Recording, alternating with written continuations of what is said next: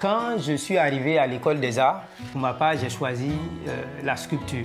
Donc, en formation, je suis sculpteur de formation.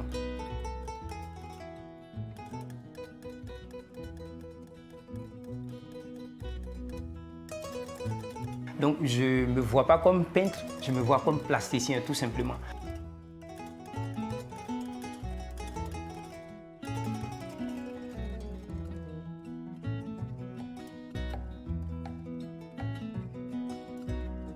Voilà, en termes de matériaux dans ma création, c'est mix. Donc il y a la partie classique, châssis, toile, acrylique, tout ça, mais je pratique un peu le pigment naturel. Les pigments naturels vont partir toujours dans la pensée africaine. Je ne fais pas une toile. Dans la préparation de la toile, il y a la peinture classique, mais à côté de ça, il y a la terre, la latérite, le kaolin.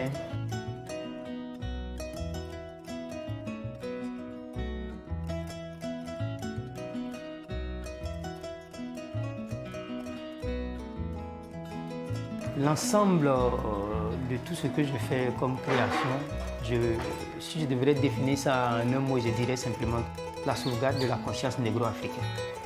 Voilà. Et donc c'est depuis longtemps tout ce système-là qui va m'amener à travailler à orienter toute ma création sur ce que j'ai appelé le patrimoine ésotérique africain.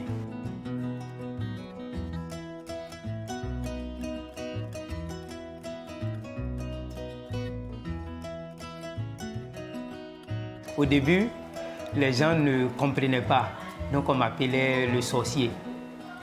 Et les gens disaient que mes œuvres rappelaient des fétiches, tout ça là. Mais à la fin, les gens ont compris. Donc, je peux dire qu'il y a un style Djeka.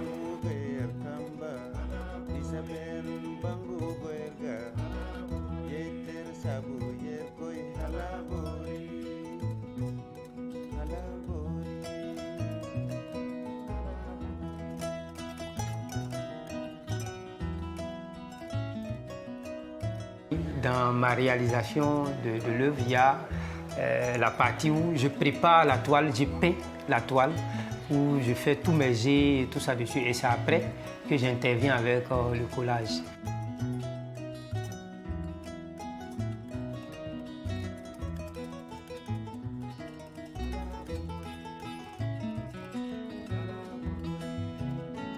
Et à la fin, maintenant, je sors, s'il y a des personnages qui s'expriment, je les sors.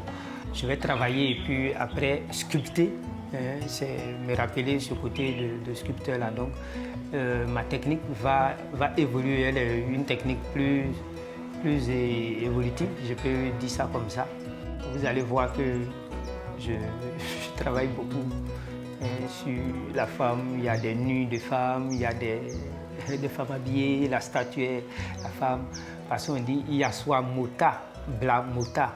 Donc l'homme doit enfanter de son enfant, comme on le dit chez moi. L'homme garçon doit être enceinte pour accoucher de son enfant. Son enfant là, c'est sa personnalité intrinsèque. Et l'homme femme doit faire la même chose.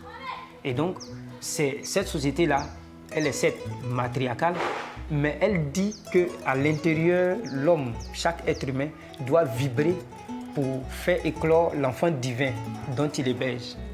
Voilà. Et donc, comme ici, c'est la femme qui enfante, et donc c'est ça qui va animer plus mes surfaces picturales.